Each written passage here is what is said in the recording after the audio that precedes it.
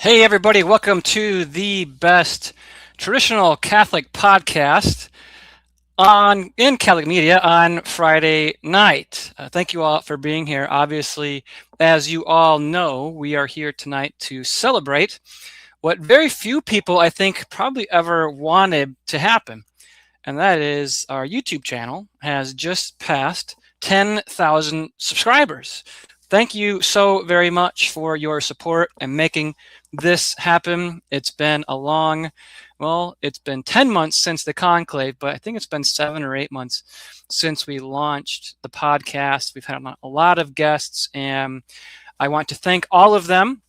I can't thank all of them by name. There's far too many great guests who've come on, but a few names who've been regulars on the program: American Reform, Radical Fidelity, Catholic Esquire, Liz Yore's been on the program. Dave DeCamp's been running down a lot of policy in regards to American foreign policy for us a lot. So thank you, Dave.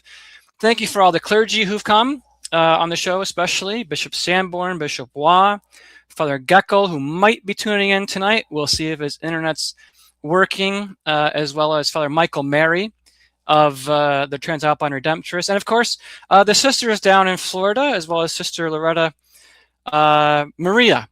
And it's been a great to host you all. It's been a pleasure of mine to be here for the last, again, 8, 9, 10 months, whatever it's been. It's gone too fast. And we appreciate you coming here and tuning in for this program tonight. I know there's another program tonight. Abate moved his show from Thursday to tonight. I don't know what's going on with that. We'll see. I'll have to text him later and see what's going on. I don't know if he's trying to steal some thunder there. But in any case, this show, it really is about you all. And again, I want to put in the chat in just a second a link to come backstage, if you will, and come on the show. And I don't know. Nobody watches the Avoiding Babylon show. Everybody who's cool, everyone who knows what's going on is hip and is here tonight. So I think this is the place to be for this program. So if you have any time tonight to jump on the program, that'd be great. I first want to just remind everybody, because this takes a lot of time and effort. If you want to be a supporter of the program, which Took is one for sure. He's a member here at Cox News. We have bronze, silver, and gold memberships. Now, these are very, very affordable, all things considered. Our bronze membership starts out at $4.99 a month, silver at $9.99, and gold at $14.99. So we hope that you will be interested and able to support us in some way with that. Do keep us in mind as you think about supporting who you want to support. Obviously, there's a lot of folks out there, influencers, trying to grab your support, but we really appreciate it here. Again, this program is about all of you. So I'm going to put now in the chat, if you'd like to come on backstage. There's a number of people already lined up. So you're going to have to give me a bit of some leeway here to get through everybody, because, well, a number of things happen on these sorts of programs. Is that sometimes you might get people who are bad actors. Now, I don't think most of you are that. We're here to obviously celebrate and have a good time tonight. But if anyone's out there trying to jump on and start some trouble, Proverbs does say, chapter 22, be thee not a friend to the contentious man. So I hope everybody comes on in good, with good intentions, and hopefully we'll have a good conversation. And if you want to talk about a number of things, whatever you want to really talk about, I'll try to do my best to address those issues and support the concerns you have and address the concerns you have. So there's a couple of people coming on already. First, I want to welcome to the show Fred Simon. Fred was he's a Twitter follower of mine. He's a friend of the show. Fred, thank you for being here, my friend. Oh, thank you, Stephen. I'm a big fan of yours, and I support your work, and I'm honored to be here. Thank you. Yeah, well, you were at the Catholics for Catholics event. Let me bring this up on your Twitter account. Tell me how that went. That was pretty cool. How'd you get there? Well, John Yip invited me to attend. I've known John for a few years, but I was shocked to have him invite me, and it was just an honor to be there with all these other great Catholics. I mean, it's something I can never imagine being there, but yeah. I'm going to bring up Uh, some pictures here if I can find the right ones. it was You post a lot, so. an amazing event. Well, I mean, so I thought it was pretty good that they kind of stood their ground. Here's Candace. Here's a picture you had with Calvin Robinson. Is that Joe Enders too? Yep. I think there. Yep. All Yeah, right. Calvin Robinson was my Uber driver. Really? What does he double as a chauffeur? I don't understand. What's the... I can't. You can't even make this stuff up. What happened at that event? It was wild. Well, what do you make of all the drama around that? I thought it was pretty good. They didn't cancel Carrie, who's been going through a lot, obviously, and Barron dunked on her. Dolan double dunked on her afterwards. So, what do you think of all that? Well, Father Chris Solar was scheduled to be there, but I think someone from Rome, Yankton, Sister Dee Dee Byrne was scheduled to be there, and someone canceled her. Matt Walsh was scheduled to be there, and at the last minute he backed out. So yeah, I wonder if there was pressure from the Daily Wire at all. He did send a message, right, which I thought was pretty good, but well, he did. But it would have been nice to see him there in person. But yeah, I mean, there's a lot of flack, and the thing is that the only thing John ever asked me to do is to pray for the event, because they were getting so much backlash ahead of time, and people being canceled and whatnot. So that's the only thing that John ever asked me to do. And well, how do you know him? Huh? How do you know him? John? Well, yeah. I've known him for a few years. I met him, I think, back in 2021 in Newark, New Jersey, right outside the Cardinal Tobin's Basilica, Sacred Heart Basilica. Okay. We were there. Well, Father Altman was there as a speaker, and you were protesting. I assume you weren't at the mass with Tobin. Yeah. So it was about Seton Hall University, which falls under the Archbishop's jurisdiction, and the satanic music that the seminary was playing. That's right, the radio station, wasn't it? Right, and they still are playing. Huh, really? So that started under McCarrick, and I worked for McCarrick back in the day when he was still Archbishop of Newark in the 90s. Wow. Wait, what did you do for him? Well, I was working in the social services agency as a Catholic Community Services, and I ran training programs for people with disabilities, and we got into the refugee resettlement program. We had people from Bosnia and Serbia there at the time. Yeah, I mean, it was really interesting to see these people from around the globe, real refugees of war, and to have them sit together, be able to work and try to get their lives together. It was really rewarding in that respect. Absolutely. We got two quick super chats. Thank you, sir. Thanks, Stephen. Always interesting. Subscriber on Substack. Thank you for your support. Really appreciate that. We're keeping Cox News going over there. We got some good meme Mondays coming up. Fred, you're pretty quick on the meme Mondays these days. You got some good memes coming out. Thanks, Jeremy, for the super chat. $9.99. I just like to joke around. As anyone who follows me knows, they follow my imaginary website with all my imaginary merch and books and whatever. Yeah. Well, you've been around for a while. What did you think of McCarrick back in the day? Did you ever suspect he was doing anything like that? I mean, that's incredible. Well, I worked there for 5 years in the Archdiocese. Back then, that's just before he went to before he became a cardinal. So he was still Archbishop in Newark. Everybody thought he walked on the water. I mean, he was untouchable. And I mean, he was the huge fundraiser. I mean, he would hop presidents and primate politicians and all kinds of people. And he was a money man. Well, he's gone to his so-called reward, hasn't he? I mean, that was right. And now he got Tobin to succeed him over there in New Jersey. Is that the same diocese, archdiocese? Yep, that's the same one. Right. Yeah, it's like a big cabal of blackmailed clergy. There was another one in between McCarrick and Tobin, which I can't call his name, but he was not too noteworthy. But Tobin's there now. So were you? I mean, I worked for Chicago. I was under Cardinal George. I worked for him Okay. 2010 and 2011. Did you ever have anything to do with him? No, no. No. No, Okay. I was there in the 90s, 95 to 99. So, Okay. and just from McCarrick went to Washington. That's when I also left the working for the diocese. Gotcha. Thank you, Amy. Appreciate it. God bless you as well. I see you're very active in the chats. Greatly appreciate your support here. Anything else, Fred? I know there's some people waiting in the back. I want to bring them on stage. Anything else you want to chat about real quick or say? No, I just thank you for being here and keep up the good work and congratulations on your 10,000 subscribers. Absolutely. Thank you so much for the support and keep up the memes. I'm going to try to include as many as I can on the Meme Monday. Well, So. thank you. God bless. All right, sir. Thank you.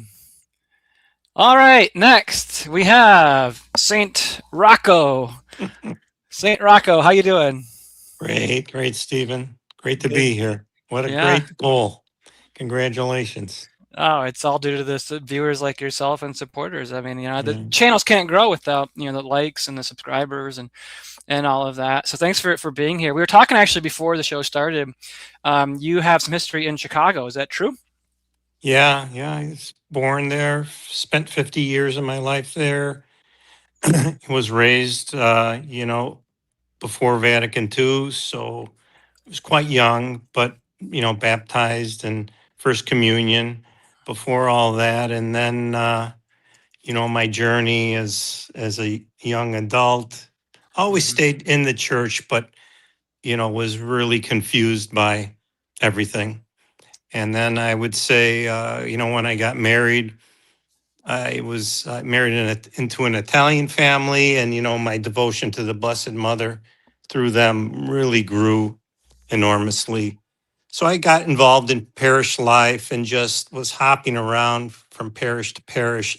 I didn't really know what I was searching for, and then when I started reading, the lives of the saints, I understood there was something that made them and fed them that I was searching for. So, Wow. long story short, through the whole emergence of the SSPX and kind of the real early emergence of traditional communities, I remember going to St. Patrick's Cathedral for a Latin mass there, and the priest's name was Father Perone. Hmm. And this had to be in the 80s, and that where it was really hard to get to the mass in those days. Wow. And I remember there were hundreds and hundreds of people there, and I was interviewed by ETWTN. I remember that Hmm. about why I was there and my reasons, and so yeah, and then involved in the diocese in Chicago. St. John Cantius was where I finally felt I was home. Yeah. And they had great programs there, and they still do. And then, journeyed deeper into the whole world of the Society of St. Pius X. So, So and you now you I'm in lived. Mexico. Yeah. Oh, fascinating. You must have been under Bernardin and then Yeah. George and then even Yeah. were you there for Supage as well, or was it just? No, I had moved to California, spent some time there. I've done a lot of work. I've been in Rome helping support, different kind of religious orders, Mhm. and San Francisco as well. A lot of work with the Carmelites in San Francisco, and yeah. But now I'm down here, and we have a Latin mass locally here twice a month, and we have one Latin mass once a month by the Society of St. Pius X. So yeah, it's God always seems to provide for me no matter where I end up. So That's incredible. Yeah, I have a lot of roots in Chicago. Like I said, I worked for the Archdiocese back then. yeah. St. John Cantius. Do you know Oak Spalding? Do you know? Name No, ring a but bell? Father Phillips, I don't know if you know the story behind how all that started. I was kind of there No, I almost don't. at the beginning. Wow. Yeah, Father Frank Phillips was the pastor who Cardinal Bernardine gave him this parish, and the church was a mess. I mean, it was literally falling apart. And I think Bernardine must have given it to him just because Father Phillips, he was very traditional, and he was quite quite a musician. So the whole theme of the start there was restoration of the sacred. Yeah.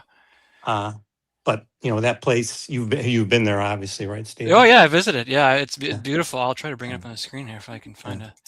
But Father It Phillips reminded me was of really, Rome. It reminded me of yeah, the churches. I mean, I've been to Rome yes, just yeah, once, but I mean, it's priceless architecture here. I'll bring this up yeah, on the screen here. yeah, It's totally unlike the ones many others. Well, that's the thing about Chicago is that a lot of those old churches were built at a time yeah. when you had that sort of architecture. That's obviously not what we want to see there, but Yeah. there we go. It's a nicer Yeah. homepage shot of Yeah. it, and yeah, I mean it's I mean when was it founded then? 70s, 80s? I'd say 85, something Okay, like that. yeah, it's But it was, incredible. it was up, like you said, it was St. John Cantius was built by the Polish community in Chicago then, in that neighborhood, which is pretty close to downtown. And Yeah. and Well, it took I'm Polish as well, so oh, I okay. visited. Yeah. You take the blue line out northwest. What's the area Yeah. over there? Little Poland or Yeah, it's kind of Milwaukee near Avenue, I think. northwest side is a lot of Polish, a lot of beautiful. Oh boy, the churches they built back in those communities, they really are. Even today, most of them are still in pretty good shape. Yeah. So it's a lot of interesting architecture. Well, I'll pray for you and thank you for tuning thanks, in. Stephen. Any advice? What else what do you want to see in the future here on new topics for the program? I want to see a lot of gold members tonight. That's what I want to see. Well, there we go. Let me put a link to that in the chat if I can find it real quick. If you want to be a supporter, again, there's 3 levels here at the program: bronze, silver, and gold. Real quick, while I do that, what did you think of the Pachamama stuff this week? Did you follow that at all? Yeah, but it's really I'm not surprised. Yeah, we're getting to that point where all Right. of them are doing this sort of stuff. It's just Yeah. not getting broadcast and really paid much attention to there. Right. They want to kind of keep it under wraps there. But Right. all right. Well, thanks for your time, and All right. appreciate Thank you your very much, support Stephen. too. So, thank you. All right. Bye now. All right. So let me put this in the chat here. Again, as St. Rocco said there's 3 levels of support. If you want to support us, that's fine. If not, your viewership and your likes and your subscriptions are also awesome and meaningful as well. So thank you for your support either way. It looks like we have some jokesters coming up in just a second here. I want to bring to the show 2 guys who I've been wanting to get on for a while. James Green and John Paul III. Oh, Hey. hello. Welcome, both of you. Yeah, thank you, Mr. Cox. Wait, James, when did you become Irish? I've got the neck beard and I'm Irish. I don't know. I have a job where I need to look at least somewhat presentable some of the time, so I decided my mustache was too much. Yeah. James, is it Christmas still? You got the lights up in the background here. What's No, just lighting. I'm sorry, left it up. Yeah. But yeah, thank you, Mr. Cox, for having us. I see. Yeah. No, I want to bring up on the screen here your blog. Well, there's a couple of things that you've been doing, especially, and Picante. I watch your stuff all the time, so we can talk about you in a second. But you've been. Let's see here. I gotta get this right here. All right. So here's the latest. Now, James, do you run this site or you run Grain of Wheat? Both of these? Both. Yeah. One satire, one is serious stuff about things. This one is completely satire. Yeah. Well, I want to play this video for you if you guys don't mind. This is you just made this? Okay. Well, made is said in many ways. Okay, 1 second. If it works. You have to play it from the page itself, I think. You have to go to the page itself.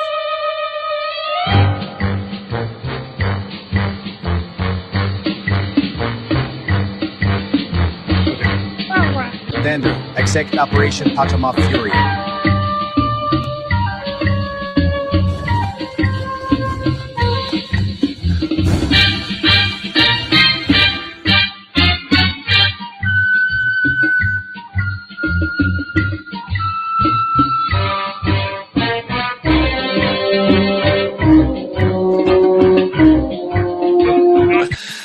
best work. It's AI, unfortunately, but I wrote the article and then I had the idea. Well, you could make this now. Yeah. So what do you use for something like that? I mean, Grok. Grok. Apparently, JP, yeah. John Paul III, do you use AI? What do you think of AI? Well, I think AI stupid. It is the sign of the end times. Anyone who uses it is marked by the beast.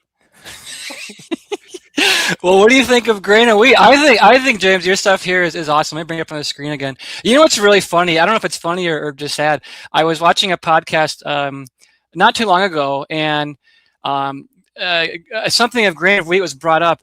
Kennedy Hall was being interviewed, and I think he mistook the satire that you said about him rigging the conclave.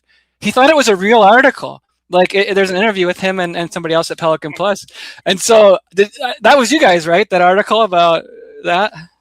Which, well, I've done a couple about Kennedy Hall. I Yeah. talked about his debate. Well, I talked about that. I did a bunch about the conclave being rigged by, I don't know, Russian spies or the CIA, etc. Or I actually wrote to Kennedy Hall. And told him I was writing about him. He said he would offer me an article, but never that since. So okay, yeah, I can't find it, but I was like, I didn't know if he would like. It's just satire. It's like Kennedy. We gotta clarify that. Yeah, thing, so, I try to keep them pretty separate. Yeah. I mean, unlike SedePicante, like all of his serious stuff and his satire stuff kind of is one thing. Picante, where did you come up with the puppet stuff? I mean, are you like a ventriloquist or something that like at nightclubs that you do at secret, like we don't know about? No, I watch podcasts, and someone else did it, so I was like, "Oh, I can do that," and then I did it. Who else did it? Who else is doing puppets these days? Oh, I can't tell you. It's a horrible, filthy show with bad words in it. But I saw him, and I was like, "Oh, look, it is funny." So, what's your whole aim here, John Paul III? Are you someone who just wants to bash everybody? How do you make it? How do you decide who you pick and choose to fight against? I already have notes on you, Mr. Cox. So, you're trying to blackmail me or something? What's going on here? No, I'm just gonna make fun of you. Oh gosh, don't do that. No. Yeah, you had the Esquire on your show, and I love the Esquire. We're big fans of the Esquire. Yeah, you don't discriminate, do you? You go after a little bit of everybody. But so you're gonna come after me? Should I prepare for this? Is this what you're saying? No, it's more at the Esquire on your show. Okay. No, we're currently pretending we have a truce with Catholic Family Podcast, but I'm just sitting on Eclipse for now. Mm-hmm. We are holding Sede Inc. accountable. Sede Inc. I've heard this term. What? Who's Sede Inc. now? Mario Dirksen and Kevin Davis. That's it. There's only two.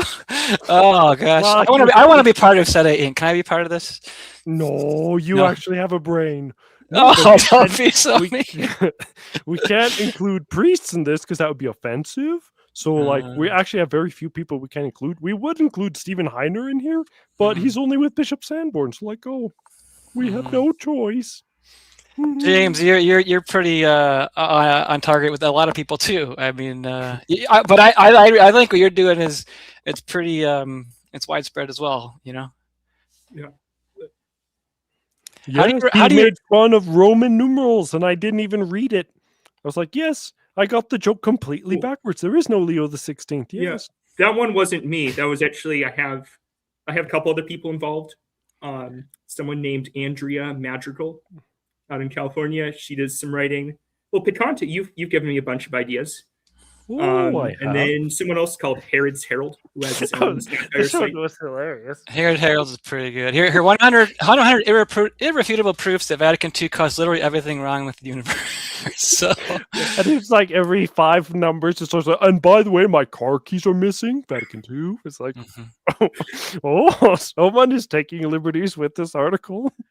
Yeah, here, one second. Democratic Party. Little known fact, Democratic Party was founded by bishops from Chicago who had been in attendance at the council. Ooh. Ergo, Vatican II caused the Democratic Party. The funny part is, as Picante shows, the boundary between satire and reality is rather blurry.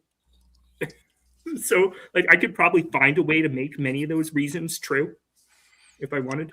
I think it's great. I think it's these are really good stuff. I'm gonna try to find another one.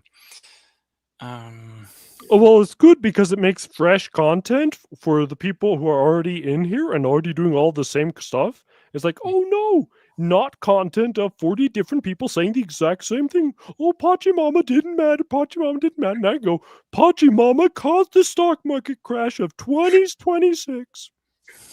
It's going to happen. You don't get it. The experts say that Pachamama worship is safe and effective. We need a 2 weeks spread of any worship including Pachamama. Right? Here's another one. Potential SSPX Bishop shortlist leaked. You got Marshall. Is this Peter or what's the other one? Michael Diamond? Can't tell. Michael Lofton. He's a potential candidate. You got James Martin, Vigo, and Strickland. Yeah. Nah, it's quality stuff. Everyone's got to sign up for this stuff. I appreciate it. Thank you. So Picante, we got Marco Rubio on here too. Rubio is a good option as well, right? For Bishop. Well, right? The problem is he's married and he's too busy. Taylor Marshall's married too, but he could always be he could be. Have you heard Taylor Marshall actually might have valid orders through the Dutch Touch? Do you know this, John Paul? I don't know. Yes, he does. He has 100% valid orders. So what does that mean? I mean, he's more of a priest than his own priest. Yeah, he goes FSSP, I think. So interesting. So what do you guys? Yep, go ahead. It really messes up when you're trying to make fun of him, being like, "Oh, I'm here with this priest," and you're like, "Hey, look there's one real priest." What? Because you have to like redo all the jokes now because after I learned that he's like just casually drops with Father Robinson. You know, you're in that place. Oh, I'm got a similar lineage. We're like, drat these people with real valid orders.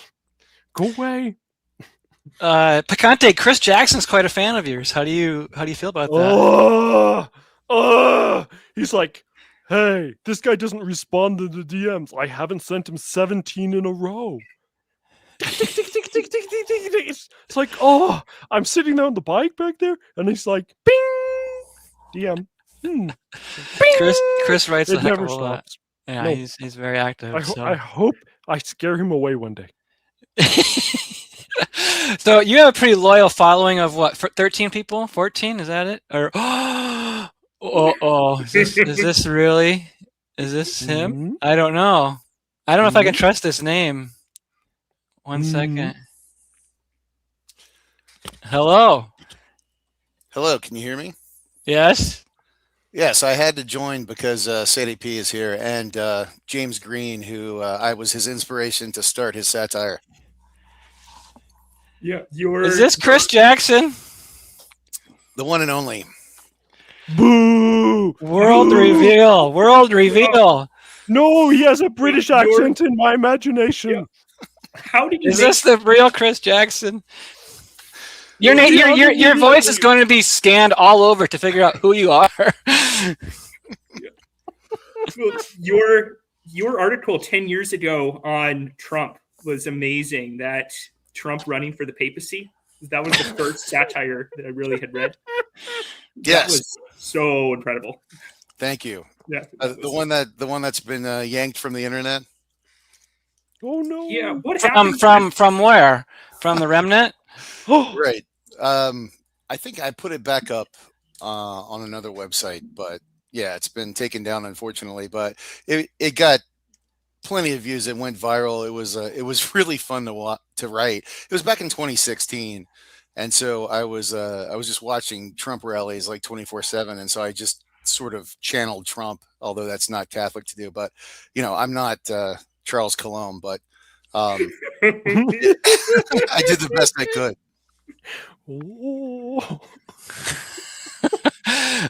We got some more people coming on here. Let me see here. We're gonna get pretty crowded, but I think we can handle this. We got Father Imberado here. You have no authority, Sede Cox, you formal schismatic material sedevacantist. You and Chris Jackson, all you do is complain about the Pope. That's all you do. And yet I have a false report. Somebody on your network said that I'm not a legitimate priest, that I'm not in good standing. I have the documentation right here, signed by Phil Gonzalez. I have authority. You have no authority. Okay, he did the big kick him off the show. All right, thanks, Father. Good. Thank you for the reminder. I appreciate that. So, all right, back to the usual program here. Chris, this is historic. I don't even know if it's you still. We've never really spoken. So, is this? I don't know if I could trust you. Yeah, I'm sending proof. All right, very good. Do I have to actually have my phone? Who are you sending it to? He's gonna I'll send it to SedePicante also. No, just kidding. This is me. Okay, good. No, I don't want to send anything else to SedePicante because he's complaining about my nonstop. Well, I literally complain about literally everyone. Whenever Christine Saracino sends me DMs, it always appears in the show next week. Well, Chris, what do you like about SedePicante's show? I mean, you're a big dog. You got 6,000 subscribers, and this is an up and coming voice here, right? I mean, what do you like about the show? Excuse me, that's 6,800 subscribers. 60. Oh, sorry, I thought it was sorry. But how many subscribers do I have on YouTube? I forgot.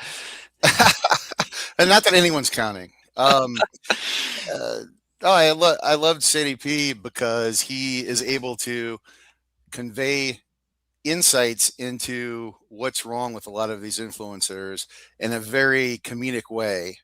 And when I used to write some satire articles like James Green, it was similar. You're able to convey a truth in a humorous way. It's sort of what Rush Limbaugh used to do with, whether you're a fan or not, he conveyed information in an entertaining way. Right. And so I like that about his show. And that even though, on the one hand, it seems ridiculous and it's absurd. There's a Muppet in a basement talking about, whoever. But on another level, that it's like a level of genius. He points out the contradictions and the sort of hidden stupidity in a lot of these broadcasts that don't come out. If you're just watching it, you don't, it's like you just kind of fall into a trance and just listen to these people drone on. And he'll like, wait a second, and he'll kind of stop it. And then he points out just something that he does great analogies. He'll have an analogy to something else. I can't, you have to watch it to do it justice, but I like that aspect of it. It's sort of a combination that's very effective, and other formats aren't as effective, and they'll just drone on and on and on. What? You mean telling people I've read books isn't effective to tell them that they're wrong? What? Exactly. Yeah, go ahead. Sorry. No. I mean, you can only reason with so many people so much, right? I mean, the intellectual side is when you make fun of somebody like that, satire, it makes the point better. Which is why memes are so important and effective right now. It's a simple way to make a really solid point in a second, right? But go ahead, James. You were going to make. Yeah, no, sorry. Just I think it has a really disarming effect because you're not expecting to see a truth in satire. You're expecting to laugh. And then you're able to actually drop your kind of preconceptions or your guard or your angst and be open to being communicated something. And it also kind of has a unifying aspect because it's funny. I've written things that you've all liked and that Dr. Kwasniewski and the Pelican people have liked and that Kennedy Hall has liked. And it's like there's a unifying aspect to satire that I think is good, where everyone can see, okay, well, this is a problem together. Maybe also because of that disarming aspect that it has. Speaking of that, I want to bring up something that Chris made. This is a while ago, but we'll play just a little bit of it because I think it's pretty good. Let's see if I can get this all set up. I wish I had a producer. I need a producer, guys. If you know anybody who wants to join. I think Rob's available. He doesn't do anything, though. All right, I want to play this just a little bit.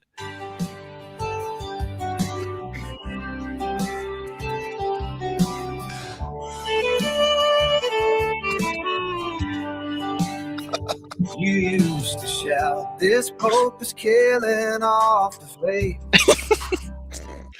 Now it's friends, be very careful, don't be harsh, don't lack good taste. You used to torch the yes men as they spun each Vatican twist. Now you sell the same excuses with a Patreon benefits list. You used to say no compromise, we must speak whatever comes. Now you're counting YouTube sponsors while you bite down on your tongue. Treading, you preach, stand up to Rome. Now it's trust the man in white. You built fame by yelling crisis. Now you scold us for the fight. Treading brave on yesterday. Today you toe the line. Big rosary on the thumbnail. Corporate Catholic in your spine. Beautiful. Awesome. Louis Verrecchio does a lot of the video stuff too, but I think he actually plays. He's a musician of sorts. Yes, he's much more talented than me, but I just jam out to my own songs in my car, which is sort of narcissistic. But I love the just the biting. I don't know if it's satire, but just the description of these. I guess what I'm feeling about, these people, like you've been through it many times, who just warned us, previous the worst case scenario, all this stuff before, and then he's elected, and boom, up, we can't say a word. Right. Like the meme, keep zipping it. But yeah, that's perfect. I found I was playing around with his music making stuff, and I found I can write lyrics, and you can have they put some music, kind of pick the style you want, and so. And I was trying a few different styles, and this one came out, and I was like, this is good. Like, this is something I would listen to. Yep. So I was like, and that's sort of my criteria for, if I'm going to put out one of these songs, it's like, is it something that I would bother listening to? It was really catchy. I think it got the point across anyway, but. Well, maybe let's talk about that for a minute here, because look, you were this week, Chris. Really, you went and did the research. You dug up some old tweets from. Again, if I can find this real quick. Who'd you find? You were digging a lot of people up here. It was Damian Thompson. Okay. It was Eric Sammons and Michael Matt, and I think. So Damian called me out a year or two ago, or 2020 or something. He said, this is 2020. Good point. Conservative theological conservatives in the Vatican have an understanding with pontifex. You can do your weird Pachamama stuff if you look the other way while we line our pockets. It's exactly what happened. And here's your other tweet here from 2022, Michael Mapp. That consistent witness, even of women and children, should shame those who desecrate the house of God by worshiping Pachamama. You said also back then, he said as well, this infernal idol. And then this time around, as you said, Damian Thompson said, it's not Pachamama Mass. It's a bit of an annoying posturing. Of course, Thompson has not been calling out the Pachamama revelations now, of course. So these are all excellent work to research on that. Oh, there's a news story just dropping. Voice of Reason is going live. Oh, no. He's going live too? So he's going to compete with... We must no longer talk about Pachamama because Voice of Reason might be more scandalous. If he's going live tonight, that's us, Avoiding Babylon, and Voice of Reason. No, I'm joking. Come on. I was making a joke too. Yeah. Because I was looking for clips of Avoiding Babylon saying, "Oh, Voice of Reason is scandalous," because they have a clip of them saying Pachamama's not. Oh no, I have it on my monitor. Oh. How long does it take for you to do a show, Picante? I mean, you do pretty extensive stuff. It's not easy to do that. It matters. It's usually 4 hours to 1 hour of work. So 4 hours of prep to 1 hour of show. Wow. What about you, James? You write these articles pretty frequently and routinely. And what's your day job? I'm done a variety of things. Right now, I'm a high school math teacher, trying to do actually Latin. We'll see. I don't know. I write satire a lot.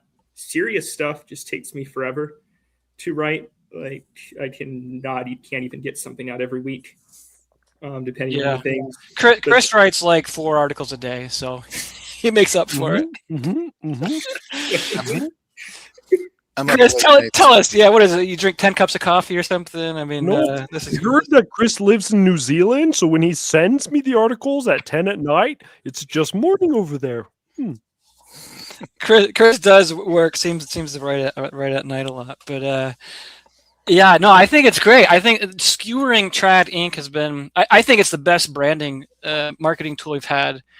I don't know, ever. I mean, you know exactly what you're talking about when you're referring to it. You know, the people, their principles, so-called, and it's just the perfect way to encapsulate this sort of fake resistance to the whole thing. You know, and I don't know. What do you guys think of the recent letter from Parolin to the French? And then now I just saw a tweet today. Bishop Barron is promoting some young influencer who allegedly is talking about the beauty of the Latin Mass. I mean, it seems that they're gearing up for the SSPX consecrations, and that they're going to have this plan to liberate the Latin Mass in some ways. Well, you know, ever since Father Cicada had that one thing where he's like, oh, here comes Benedict the 16th. Guess we're going to get more Latin Masses. Oh, no. And then you realize, like, oh, wait a second. Do they do this every single time?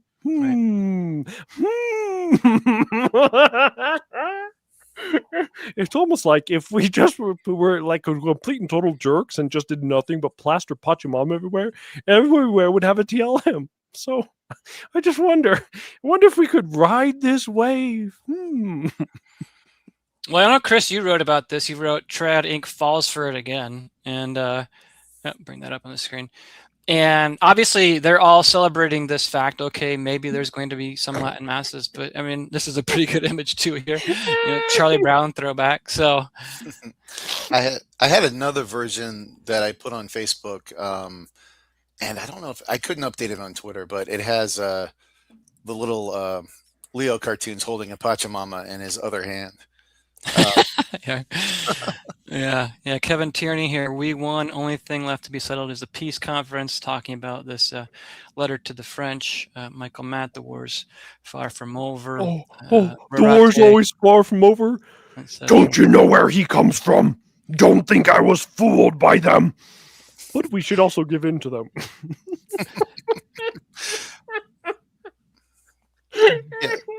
Yeah, it was a letter that Parolin read that was from Leo to the French bishops, and it's it's same generic language. We should find a place or be more inclusive, and then in the end, it's just sort of nothing language. In the end, it said in accordance with the directives of Second Vatican Council, and then see ya. And it's like, what did the Second Vatican Council have to do with incorporating tradition of the Mass? Nothing. So it almost seems like my meme says, it's almost like welcome to the Latin Novus Ordo, because Leo already said that was sort of like, why don't they just go to the Latin Novus Ordo if they like Latin so much? Yeah, and they're calling it the Vitus Ordo as well, right? They use that term twice, I think, which is obviously on purpose. So they don't want to have any sort of really respect to it. And I like I said in a tweet too, I mean, we should start saying the modernists who are attached to the Novus Ordo Mass.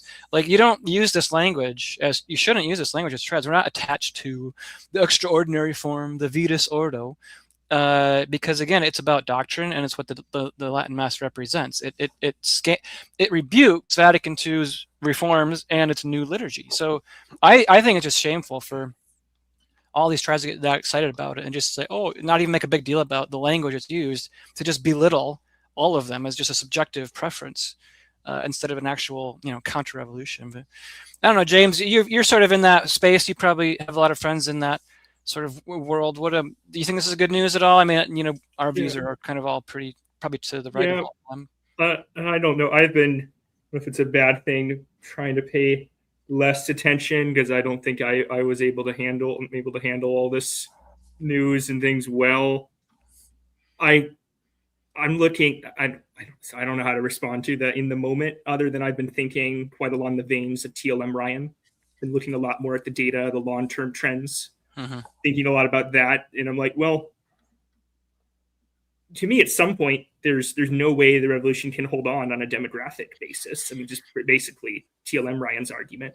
Yeah, When but you that's gonna just take like look at- 70 years. I mean, it will happen potentially, but I mean, Yeah. So I mean, that's not what you're asking about. That's what I'm yeah. more focused on Mhm. on the present day note. I would just turn back to something that SedePicante wrote. He did that tweet last July or August. Picante right on how, well, I mean, you did a lot back then, but the one on how politically crafty the Vatican and Oh, many yes. people in it have to be. By And, the like- way, that's not an original thought from me. Yeah. What is it? I didn't catch that.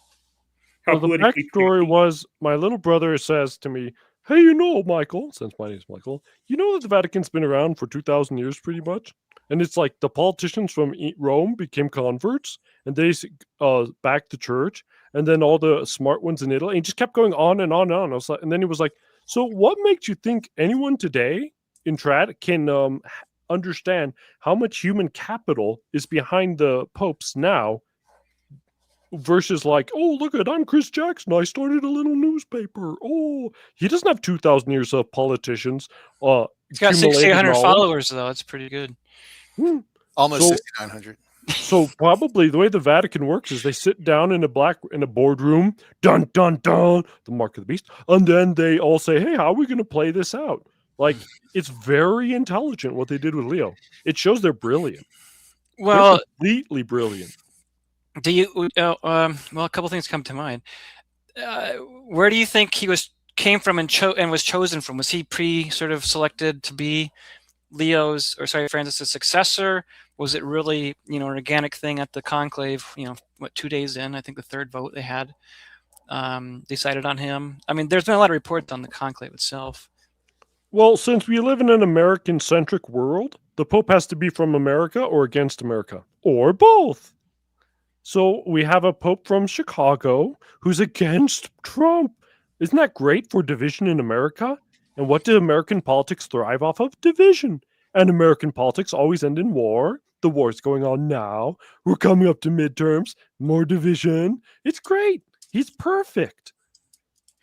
Well, I'm not surprised that Leo's not coming here this summer for the 250th anniversary for the U.S. because I don't think they want Trump to have any sort of headwind, if you can call it that, heading into the midterms. We don't have to get too much into politics, but it's notable that he's not coming here, especially as an American-born individual. I mean, Chris, you read about politics a little bit, Trump and whatnot. Do you have any thoughts on that with the bishops? I mean, they're just counter signaling every step of the way, just because they're effeminate and that's what they are.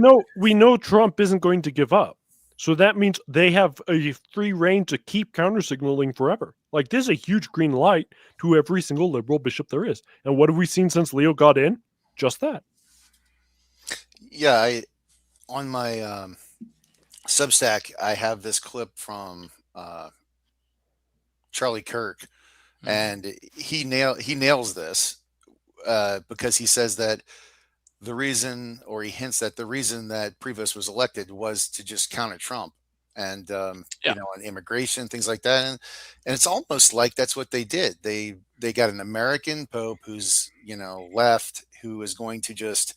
It's almost like they selected the entire papacy based on a temporary president for 4 years because that's how much they detest him.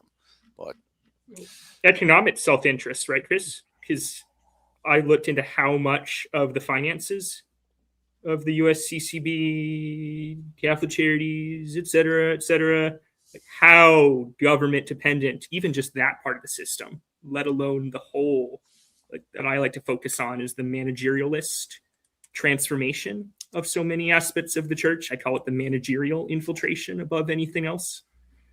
I like that. That dependence.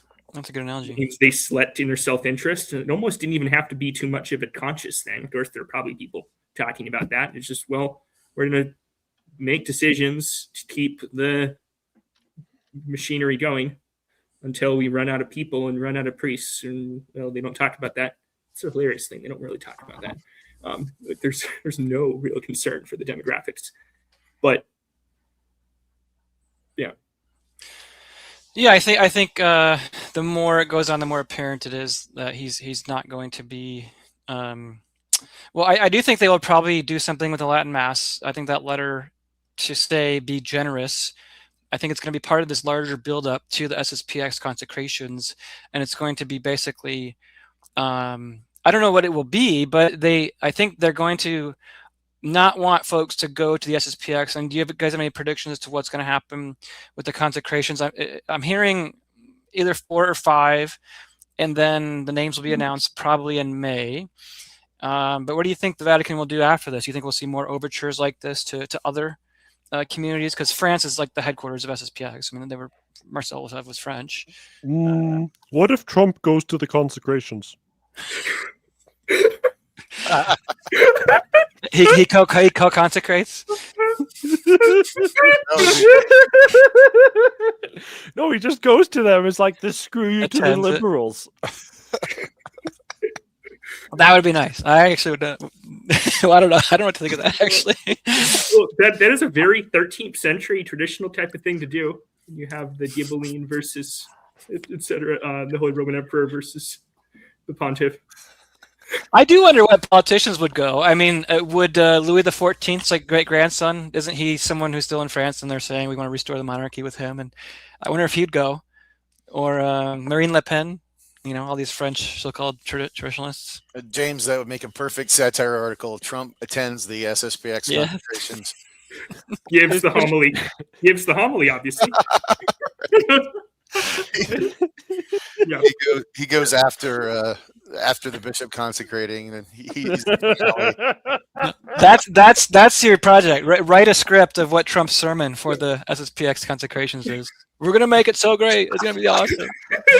Returning to Lefebvre. You could do it even better now, but I wish that they had the AI voices back when I wrote the Trump runs for Pope in 2016, because I did it all in his voice, and he could actually say it. It would have been hilarious. Dude, I gotta bring that meme up. Yeah, Trump Pope. Didn't he retweet something like that, like an image of himself with the papal vestments on? Yeah, that was later, but yeah. Let me see that. I gotta find that. It was during the SedePicante.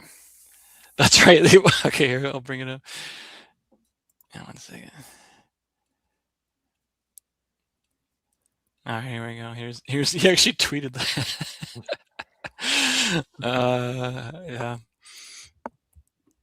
Yeah. So Picante, what's up in the next few weeks here? Holy Week, are you doing programming or taking a break, or what's your next subject for your next show? Aside from roasting my buddy Esquire. Oh, I love the Esquire. We will roast him like there is a video from Cigars and Smoke I want to look at. What's that? It's Andrew Molini or whatever his name is, who's apparently defeated SedePicante. He did a video. Muni? Yeah. Muni? Yeah, that guy. Yeah, I know him. Talk to him. Yeah, I know. James Green is like a valuable asset to all human beings. It's amazing. He did a video, and I want to look at that, so I don't know if I'll do it or not, because I'm running out of League of Legends content to watch, which is what I've been spending most of my time doing. Mm-hmm. Contrary to popular belief, I don't spend all day hate watching Avoiding Babylon. I literally open up the transcript and type words in, and if nothing comes up, I don't watch the episode. You should go in their comments right now, because they're running their show. I imagine it's still live, and just like tell them this is the better show tonight. Like they need to come over here. Maybe I'll get Anthony in the chat. Maybe let me text him. Do you think? They're all stupid. They're like, oh, do you remember when Mother Angelica was based in the 1980s? Oh, that's what they say. They said this in the chat, and I left. And I left for 2 months because it's like, wait, how old are these people? Are they all 60 years old? Mm-hmm. Wait, they're like, there's my son, Anthony Abate. He's so cute. Get him, Anthony. Get him. That's what they say. Oh, boy. I would love to see JP3 on Avoiding Babylon one day. I know it probably won't happen, but that would be hilarious. Yeah, we got to make it happen. I'll call in some favors with Anthony. No. I think he still kind of likes me. We're all right. So He won't after that. James, you gonna start some puppet shows like Picante, or you think he's kind of got the market cornered there? He would sue me for copyright infringement and then make videos of taking down everything I've done. So I'm like, I kind of am held hostage here. But, Relegated to writing the parody, the satire. No, I think it's greatly needed. I think it's awesome. I know we do have some other guests to yet bring on tonight. Gentlemen, do you want to say anything before you go? Chris, what a pleasant surprise to have you on the program tonight and to make your world debut. I presume. I don't think you did anything like this with the Remnant, did you? No, they kept me chained in the basement, cranking out articles. The underground? Were you like in Macomet's underground, writing by candlelight? I was in the underground side room.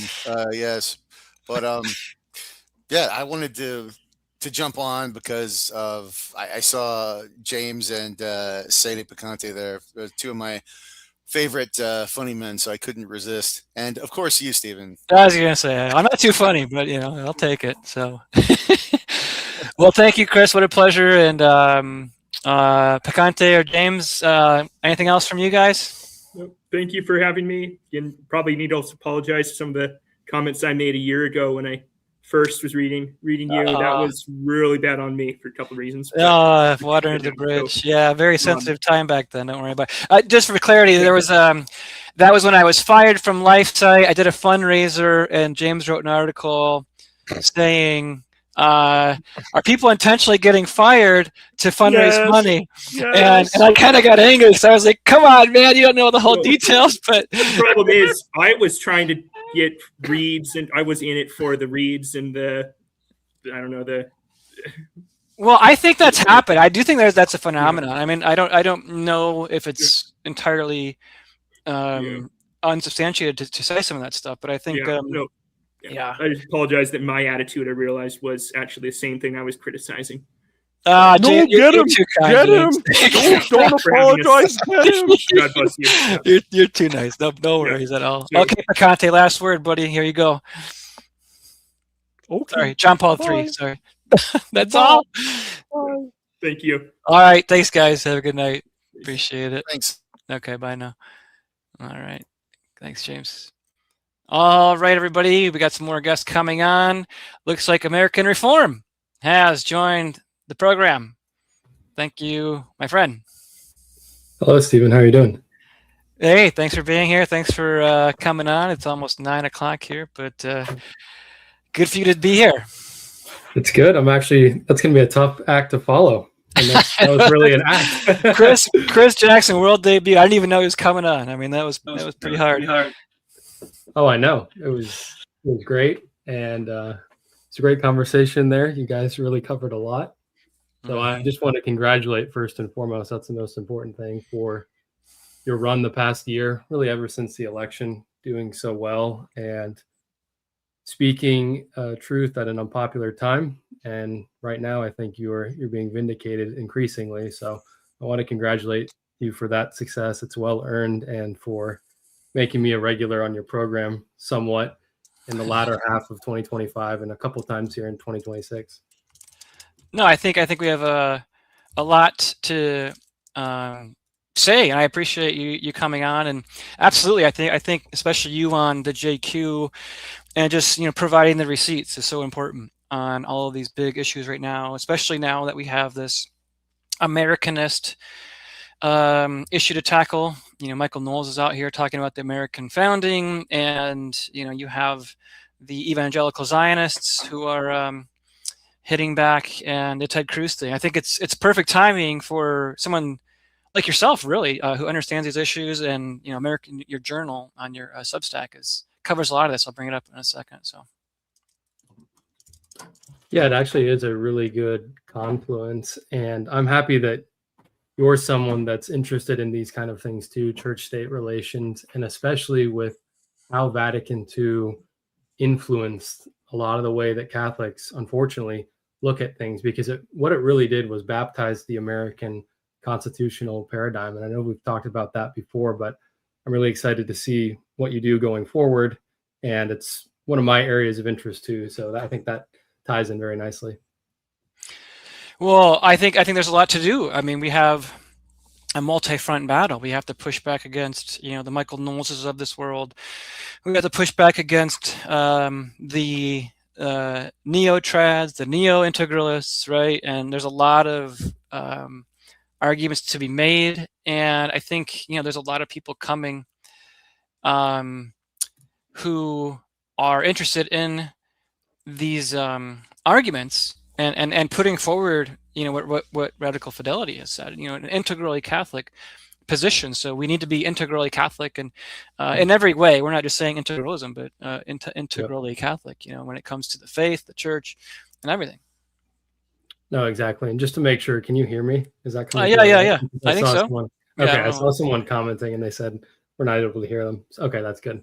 Yep. But yeah, I didn't want to stay too long because I know you have a lot more guests to get to, but I'm really happy to be on the program, and I want to wish you a congratulations, well earned. And then the other thing too, I've really enjoyed with your channel that I'm very attentive to is the conversations you've been having with all the different perspectives that Catholics have on the crisis in the church. So you talked to Bishop Waugh in one area, you talked to Bishop Sanborn again. That was great. Sean Wright has been on your program. Yeah, Sean. Forgot about Sean. Yeah. Sorry, Sean. I wish I mentioned you earlier. We're doing a weekly series on the notes of the church. Totally. It's Friday night. What can I say? It's been a long week, so I couldn't. Well, he's in the UK, so he's asleep. I'm sure he'll watch at some point. Yeah. Yeah. No. There's a shout out. But yeah, you guys are doing a really good job on that, and you're disseminating the message. So I want to thank you for that. Yeah, I appreciate it. I think it's important, that we have a trad movement insofar as that. That's what I think we need is a real trad movement that Trad Inc. has lost and squandered, and for too long has kept voices like Bishop Waugh, Bishop Sanborn, folks in the CMRI at bay. And to me, it makes no sense to do that because you're cutting off a lot of really smart, really pious, and really effective persons who really do know how to carve up this conciliar church, and slice and dice is what we need. So I don't find the gatekeeping that's going on at a lot of these places and individuals who've been around for a while, a lot of whom never had to go through, I'll just say it for myself, what I and others in this space have gone through for the last 10 months. You're mocked, you're ridiculed, you have people trying to attack you from all sorts of areas, various claims put forward in the public domain. And, I don't think there's that same fighting spirit. It's just, we want the Latin Mass. Vatican II, there's ambiguities, but, it can be correctly interpreted. And then they'll just, dismiss, SedePicante arguments, not even wanting to engage with that.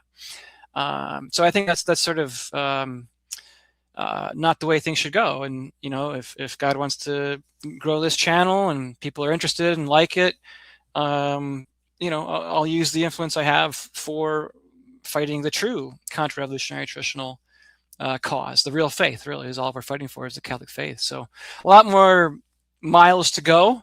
But I think, so far we've had a lot of people be very friendly and supportive, and I appreciate that. So yeah, absolutely. And yourself too. It's awesome to have you a part of the program and to reach the younger generation, because we need Gen Z Catholics thinking right about all of this. And we can't have this hermeneutic of continuity, this hermeneutic of selectivity, right? We selectively interpret things. We can't have this kosher Catholicism. We got to call it out. So hopefully Gen Z will come to their, let's say, full realization and, embrace the power of the dark side and wake up and knock off this Vatican II continuity sort of stuff, see the problems for what they are. Yes. And I am trying to do that for your viewers that don't know. I'm 27, so I'm squarely in Gen Z, and hopefully one day I'll be able to show my face to everyone. There's right now I'm writing under a pseudonym. So in due time, if it's God's will, then I'll eventually show my face. Gotcha. But on that, I did want to talk about where my generation, a lot of the younger men that are Catholics, on the crisis in the church, they're not really aware of things, but politically they understand politics before the Second Vatican Council and all of the reforms. So actually, in many ways, younger men in my generation, they have pre-conciliar politics, but then their ecclesiology and theology and their view of the crisis is post-conciliar. So there is this radical contradiction, whereas in the older generations, you see them much more solid on the crisis in the church. A lot of them understand what the SSPX is saying and these kinds of arguments, and other positions that say that there's a vacancy, and they have this substantial critique of Vatican II, which is great because that's the problem. It's the root of all the problems. But then on the politics, it's all post-conciliar. Yes. So they have a problem with authoritarianism, with fascism, with various nationalist programs that are all bounded by Catholic morality, of course. So they're squeamish about that.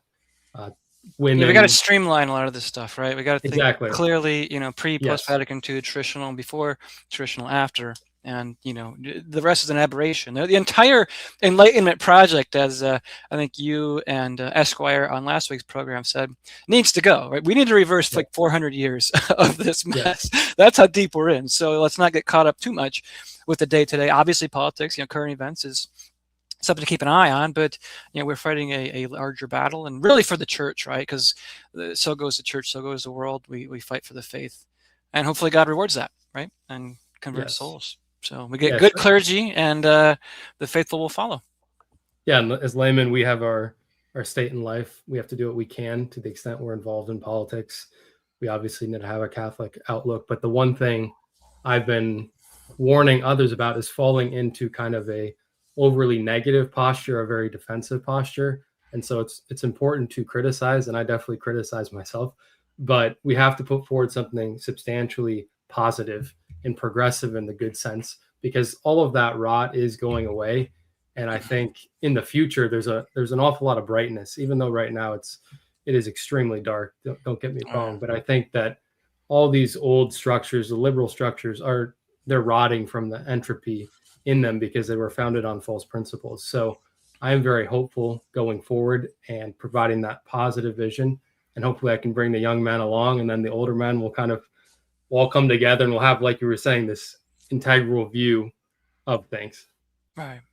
Well, I appreciate what you're doing, and hopefully we can collaborate more in the future, and we'll see you soon. Excellent. Thank you for having me on. All right. Thanks, Reform. All right, everybody. Thank you for being here again. We're just past the hour mark. We have a couple more guests for you today. Again, 10,000 subscribers. Couldn't do this without you. Again, please go to the YouTube channel here. Scroll below in the comments section, or rather in the description, and you can become a monthly member if you wish for $5, $10, or $15 a month. If you choose to not do that, maybe because YouTube is taking a small cut of that, you can just message me privately or just in the chat. I'll try to get to you and figure something out if you like. But SedePicante, Cardinal Took, others, gold members, silver and bronze members, we appreciate you very, very much. Thank you so much for being here. I just mentioned something about the clergy leading the faithful. Obviously, the clergy are the ones who will ultimately provide solve this crisis, because this is in the hands of the church. Lay people can only do so much. And one clergyman who's been on this program before, and who I think is doing a lot to fight against this crisis, is Father Geckle. Father, thank you for being here. Hey, Stephen. Thanks for the invite. Appreciate it. The way you're sitting, you have like a cross above your head. You're like a saint already. What's happening here? Is this providential? The halo is just because I'm bald. That's all. It's not holiness.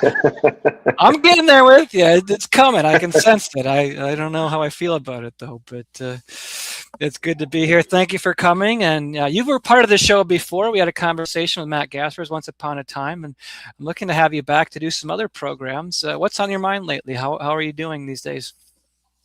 Well, just about finished with Lent, so that's always a big time of the year. Holy Week's one of the busiest weeks of the year for priests, obviously. But it's good. It's always rewarding. It's always good to see the faithful really entering into the spirit of Lent, and the sacrifices and the extra spiritual exercises and stations of the cross and all those good things. And it's been a really good Lent. And but so just carrying on the work of the church, I guess. In my limited capacity, anyway. Yeah, I'm going to be helping a small community this next week. I'm going to out of state with their Holy Week services. So I did them last year. I was a server at a church that didn't have too many servers, and it was the first time I did the entire Holy Week. I was basically the main guy, and I used Fortescue's book. I think it's like a reprinted one from like the 30s or something.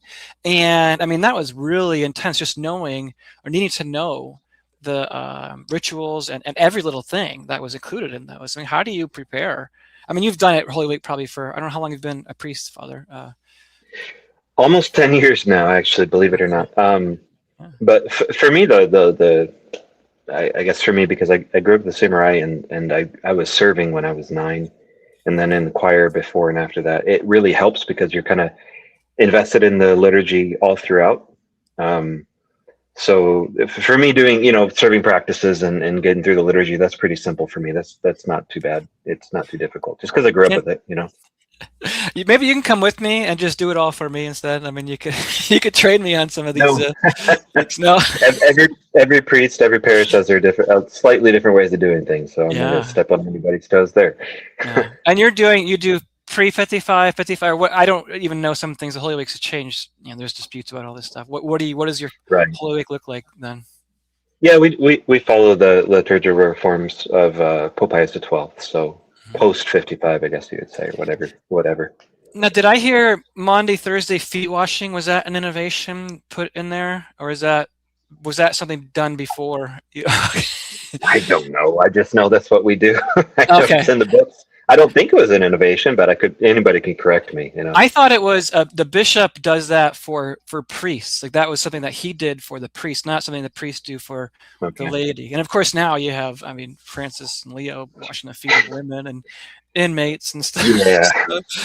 Yeah. So because it was meant to replicate again Christ and the apostles, right, and all that. But well, that's fascinating. Again, thanks for being here. Were you watching the show before? I mean, Chris Jackson, that's pretty impressive.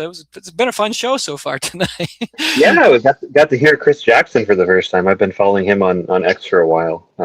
I thought everybody was saying he was from England, so I heard him come on. I was like, this can't be him. He's American. I don't know what this is, but I know it's funny. Like I said, someone's gonna rip his voice and turn it into AI and look for who he is. But that was unexpected. That was really funny. So I'm glad he came on. But well, it's just interesting how you've connected so many people. I haven't caught all of your shows, obviously, but I've seen a number of them, and you've connected a wide range of people, and that's really interesting, and it's much appreciated. And you brought it up earlier. How the trad whatever the name is, whatever the titles are, but these people want to go on their platforms and stuff, but you have bishops and priests and other people that have been in this fight since the 60s, and with they haven't changed their position, they haven't changed their principles, they're sticking to that.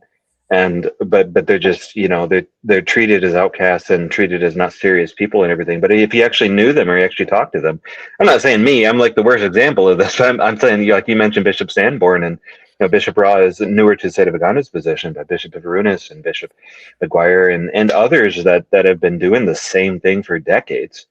And the fact that you're willing to talk to them is fantastic. I think that's why I'm been very supportive and very much appreciated your friendship and your respect. It's been a very new thing for myself, coming as a born and bred SedePicante, as you might say. It's a very much appreciated thing. Yeah, real quick, someone's saying your mic might sound a little off. I'm not sure if you have a professional mic or if you're using the computer or not, but yeah, I've just got this pathetic mic that's on. I mentioned to you before, we're getting ready I'll be moving residences to they're working on a place for me to stay next to the church. So I'll be leaving where I am now. So I don't have Wi-Fi or internet right now. So I'm working on minimal tech right now. So I think bringing down the quality of your show. No, I got a blurred background. I got a headset. No, they can't go any worse. No, I think you sound fine.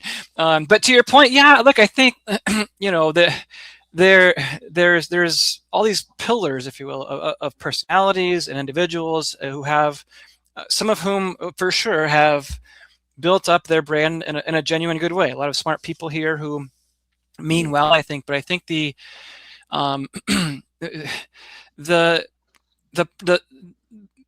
SedePicantists are not our enemy, which is, I think, so confusing or so irresponsible by so many people who have been in this space for so long. You know, I heard a couple months ago, Michael Matt was saying, "Oh, you want to talk about SedePicante? Fine. I talked with Father Chicada about this decades ago," and he pointed to other examples of private discussion. Well, that's not the issue. The issue is including everybody in this space and platforming and hearing the arguments, discussing events, and analyzing them from the perspective of true charity and fraternal brotherhood. Because I mean, there's obviously going to be points of a disagreement about certain things, but I think what Bishop Wass said a couple weeks ago, I don't know if he said it on my program or not, was, look, if we all in tradition, qua tradition, right, whatever you want, whatever you want to identify as, generally speaking, especially like the more SedePicantist ones, if we are Catholics, if we are in the church, and of course we all are, we should not be so averse to even publicly engaging or publicly showing solidarity with one another, because if we are truly very hostile, almost in a knee-jerk reaction, and I understand there's a lot of old wounds and there's a lot of personality conflicts and really serious disputes. I understand that. I guess just maybe as someone who's a little fresh to this space, I think cultivating an environment of, again, fraternity, the real sense, is important. And it's not just about having private discussions, it's putting out into the public and making a real effort of some kind, not in the, compromise, unite the clans, sort of tradecumanism mode, but to say, hey, we do seriously agree on 99% of stuff. And there's a good thing to do here while we're here. I think that's my sort of attitude. And some people might say that's naive, or you're not someone who can be trusted. I can only say so much and do so much. But I appreciate your trust in coming on, and everybody else, the clergy who've come on, and I think see that I'm a person of goodwill. And it is hard for sure. I can only imagine what our Lord went through. Like, he was healing people from blindness, and they were saying, "Oh, you're from the devil." He was like, and I'm a lowly podcaster. It's not the same, obviously, but it does sting sometimes, So Sure, yeah. Well, the fact that you've had such good growth so quickly, that speaks. I think it speaks to your genuine and goodwill and the wide range of people, and any interactions I've ever had with you have been fantastic. So, and you don't get much out of me, but I get a lot out of you, and the relationship there.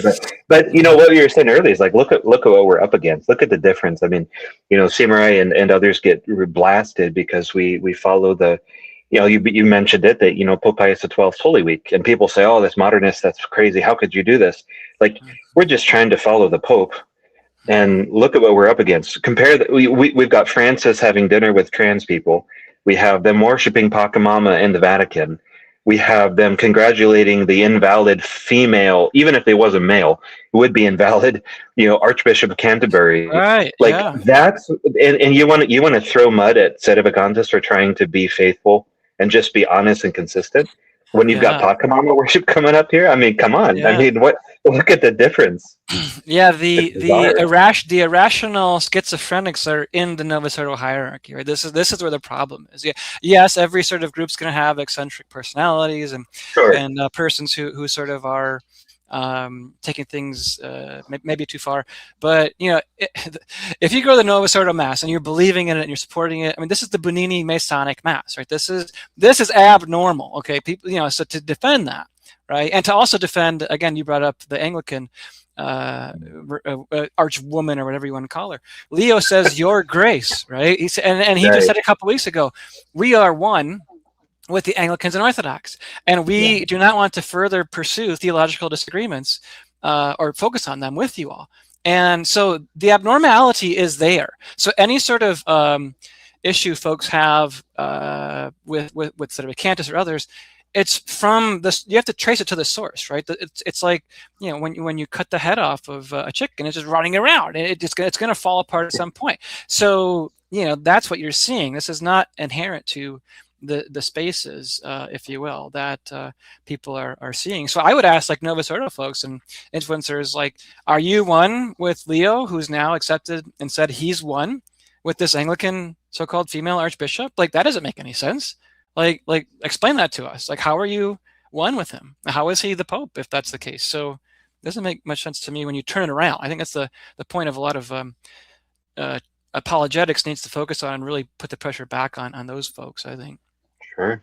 Yeah. Defend the truth and point out the error. I mean, that's what it's about. I mean, what's the point of the church then if you can just belong to any church you want and it doesn't matter? You're one with everybody. That doesn't make much sense. Yeah. Not Catholic. Father Portuguese here says, Father Geckle drilled us at choir practice for Palm Sunday. I'm really looking forward to it now. Yeah, well, yeah.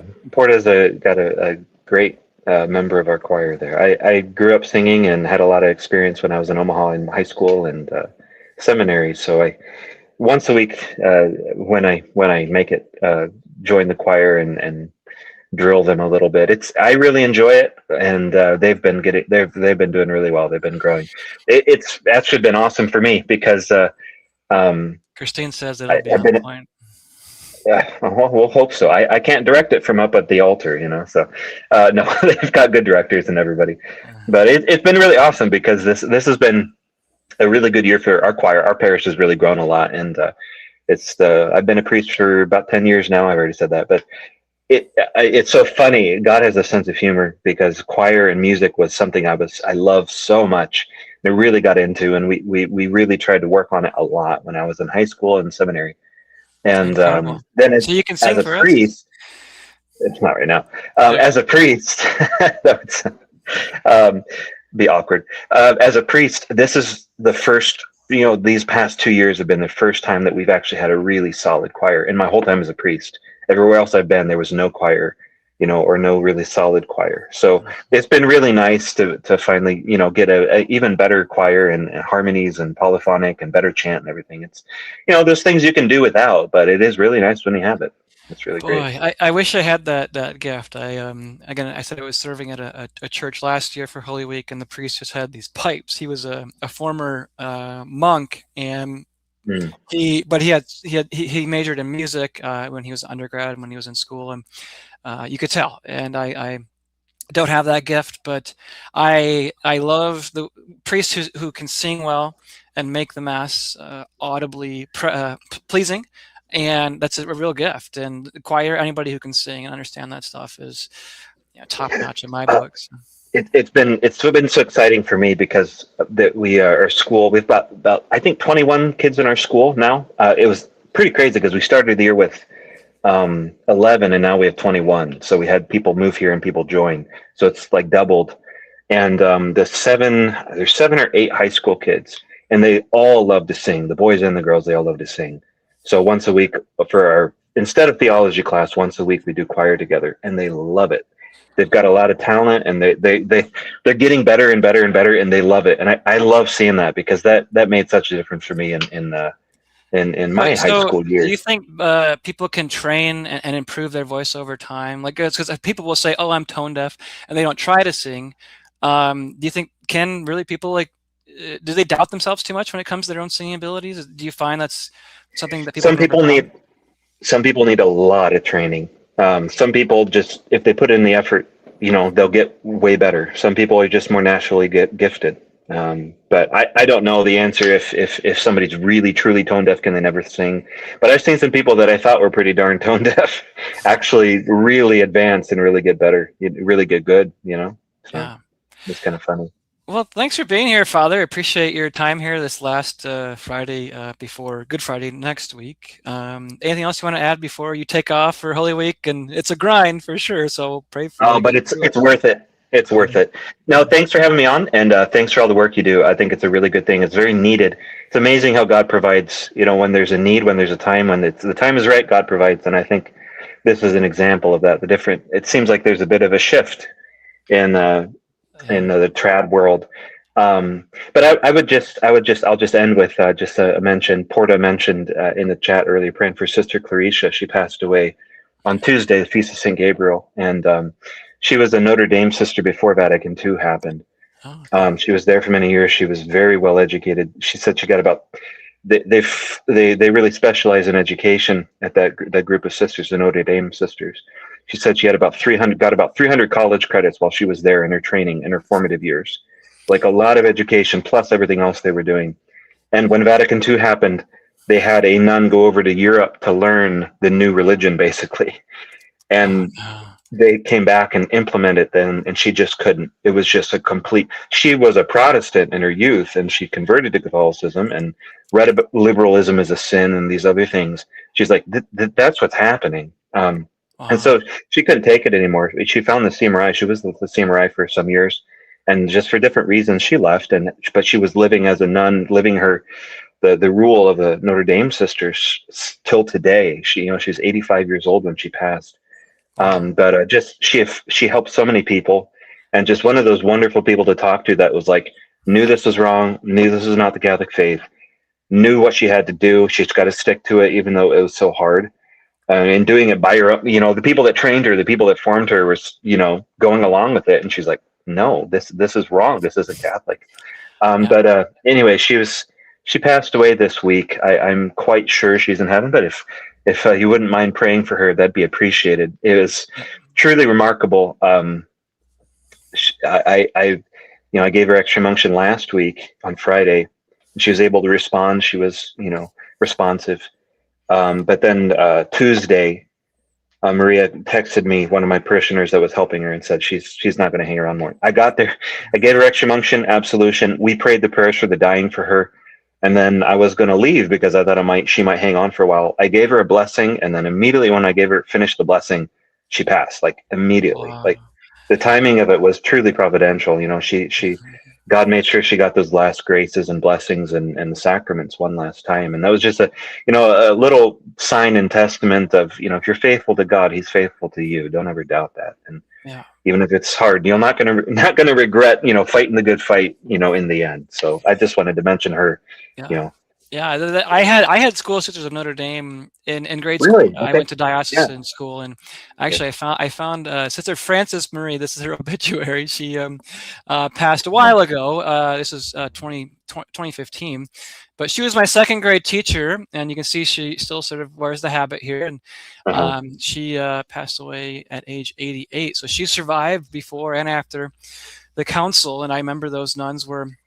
I was grateful for that, and that order for sure has, in many ways, produced good nuns that really understood their vocation. And so I'll pray for the sister you just mentioned, and have a great Holy Week, Father. Appreciate it. Thanks so much, Stephen. God bless you. All right, bye-bye. All right, everybody, we're getting near the end, but as they say, you save the best for last. My next guest is someone who has been on the program before, and I don't know how he's joining us right now because it is not, well, it's past bedtime for most people. But I want to bring on Niwa Limbu, Vaticanista, reporter for a number of organizations. And Niwa, how are you doing, sir? I'm doing fine, thank you. It's currently 2:30 a.m. in Rome, and I've stayed awake so I can contribute to your big 10,000K live stream. So yeah. Wow, just for me. Well, I gotta wake up, do some penance for you, some fasting, because that's a heck of a sacrifice you're making there. I appreciate that. No worries. Anything for my favorite, radical traditional Catholic, willing to fight for it. Yes, some would call me a schismatic or a rad trad. Yeah, no, all the names. We take everything we can get. Good, all publicity is good publicity, as the current president of the United States once said. So, we appreciate you coming on. What's the latest in the Vatican? You've been writing about a lot of SSPX stuff lately. I know we'll have you on probably as we get closer to that. What's going on here? Have you seen any movement on this front? Well, so I recently published a tweet directly from General House given to me about the upcoming months for journalists and for the lay people. Now, I find it interesting. We saw, obviously, the French SSPX. They published recently that there would be a Telegram account. Now, I knew about this for a while, but it was under embargo. I didn't feel like it was big enough news. But this is a really interesting, a massive universal portal, a website portal for the consecrations, for a universal registration system, and also, a portable journalist, because there have been murmurings, I must admit. I will give a Cox News exclusive here, in the sense that Let's do it. There might be a press conference. So there might be some additional information right before the consecrations and right after the consecrations. Press So a conference massive by presser. Bishop Fillet, you think? Well, with Bishop Fillet and maybe, just maybe, I hope and I pray that a few of the future bishop-elects might be answering some questions from the press. So that's the little scoop I could give you, Stephen. Thank you. Very good. You're always breaking news here. This is important stuff. I got to repay you somehow, Niwa. So whatever you do, you want to call in a favor, you got it, buddy. So that's big. I've been wondering about some of these potential bishops that they might make. We'll bring up actually on the screen here. The SSPX has been publishing some updates. Well, first of all, how many people do you think are going to go to this? I heard from a priest here in Grand Rapids, the original consecrations was 10,000 faithful, but now they're saying you have to register ahead of time, or you're just not going to get in, because as you said, it's going to be very, journalists, faithful, like they're planning it well in advance. Well, yes, from my estimate, this is my rough guess. This is not anything to do with the SSPX or anything, but I would assume that there would be 30,000 this time around, on the basis that the fact that they have to create a new universal website to actually promote the news and actually have a separate section, because they're sort of, I don't know what to call it. The RAM center, the RAM is probably GPU of their computers are being overblown by people going on SSPX websites.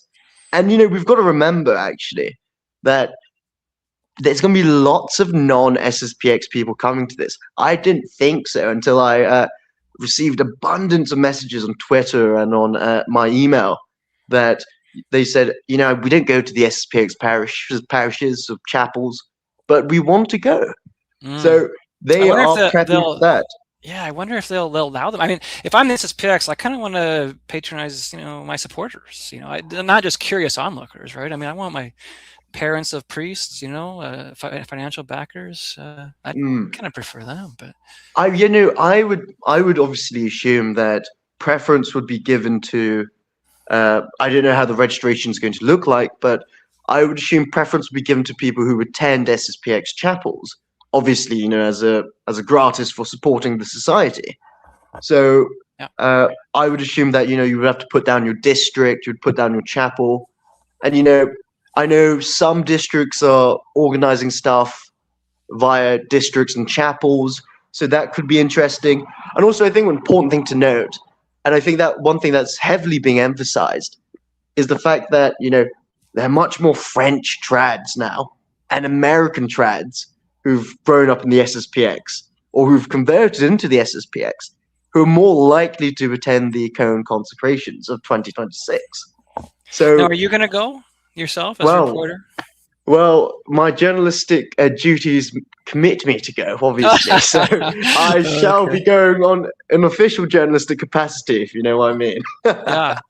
And how is that all going these days? You're doing a lot of great work here. I'll just bring this up on the screen again. You broke a pretty important story here with Cardinal Parolin writing, of all places, to the French clergy, encouraging them to be generous. Now, obviously, this was authored by Leo, I believe, but Parolin was the messenger.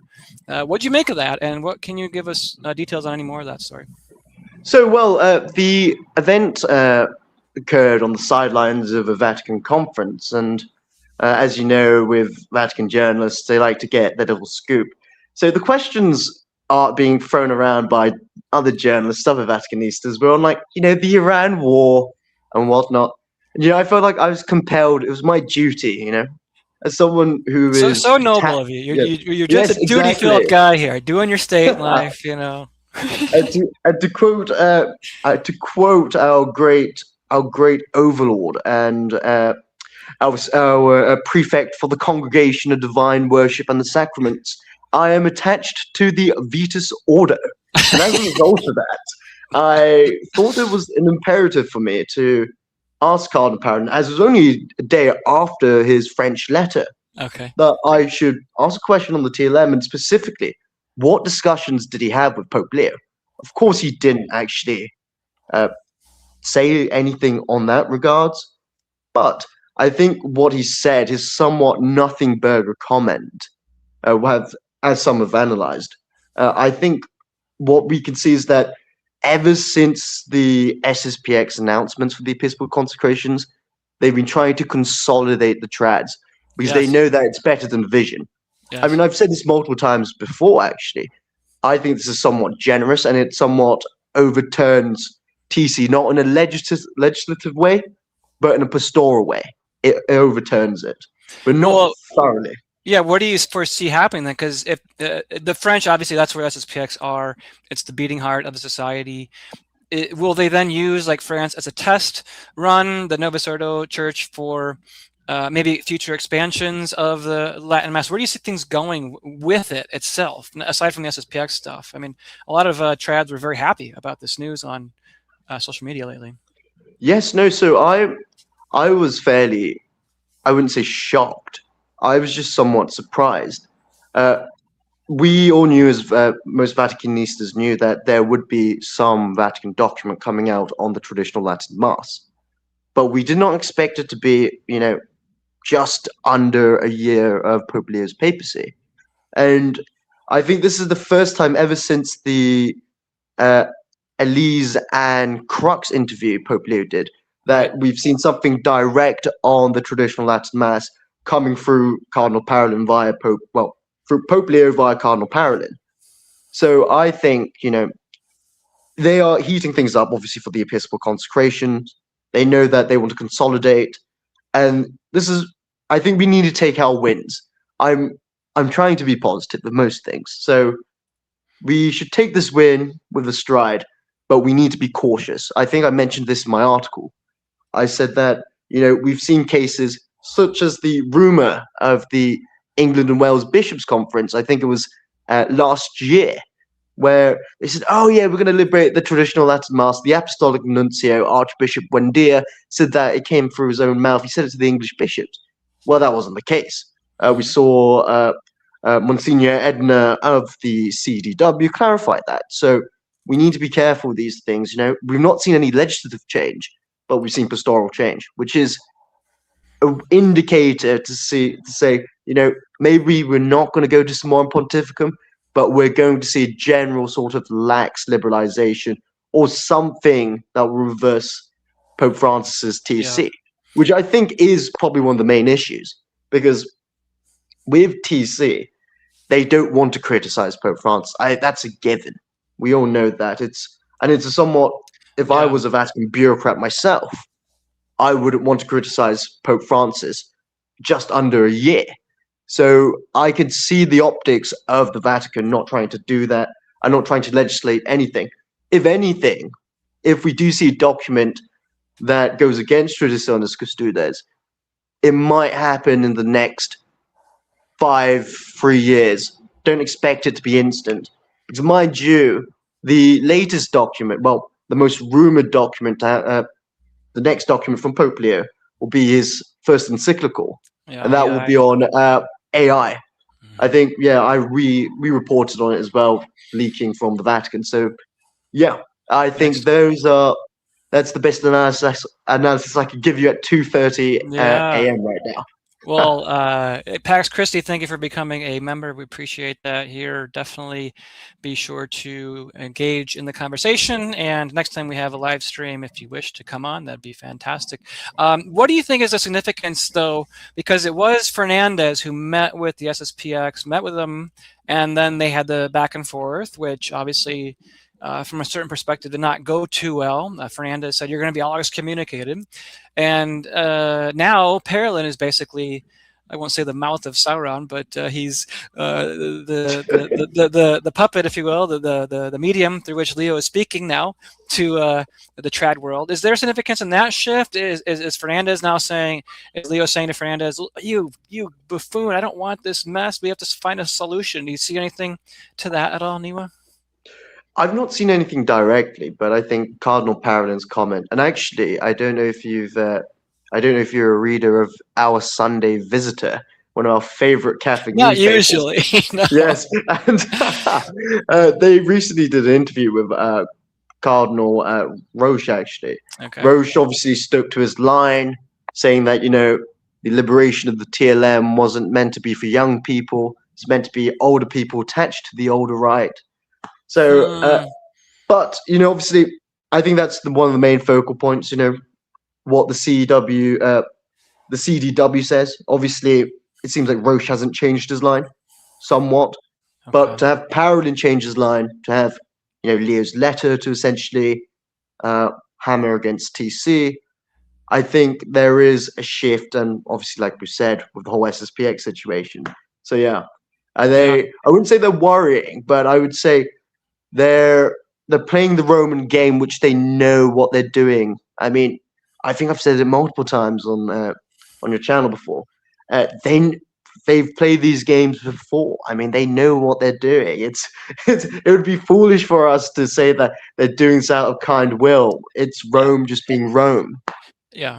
Well, I think there is a strategy here. This was Bishop Barron interviewing a young guy here. I don't know who he is, but he put it out on his Twitter account, and he's discussing with him, quote, why so many young people are drawn to the Latin Mass. I think there's going to be a big propaganda operation from now until July, the consecrations, and it's going to be geared towards driving young folks, especially, to go to diocesan Latin masses as opposed to going to the SSPX. And I think that's what I'm seeing developing, unless you think like last minute Leo's going to say, oh yeah, I give my approval to this. I just don't see how everything that's already happened so far, you can kind of walk back from some of these statements.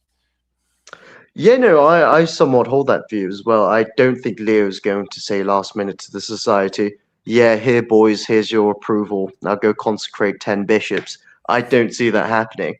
However, I can see it, the diocesan TLM bit. I mean, it was the pillar that reported when the England and Wales Bishops' Conference fiasco was at its rift and its height, that it was reported from the CDW that Cardinal Roche was told directly by Pope Leo to give out the 2-year extensions for TLM parishes that were attached to the old right, who had massive big communities. So I think that could be the push, that could be the move. But at the same time, I do think we can, I think we could see a push for the Ecclesia Dei communities, the former Ecclesia Dei communities, such as, the Institute Christ the King, the Fraternity St. Peter, as an alternative against the society. And we've somewhat seen this, even within liberal episcopal countries, such as Ireland. I don't know what the bishop's name was, but the liberal, one of the most liberal bishops in Ireland said, young people like tradition. And like, hold on a second, chat. Weren't you giving communion out to divorced people like 5 years ago? So right. It's a real weird mix, the church, but it's all up in the air, like we said. Yeah. Well, before you go, I know this has been a long show. There's still people here. It's incredible you guys are supporting this. We really appreciate it. Again, 10,000 subscribers, all because of your guys' efforts and liking and subscribing to the show, sharing this with your friends. Thank you very much. Last 2 questions for you, or last one, if you will, on the SSPX. Let's finish with that, I suppose.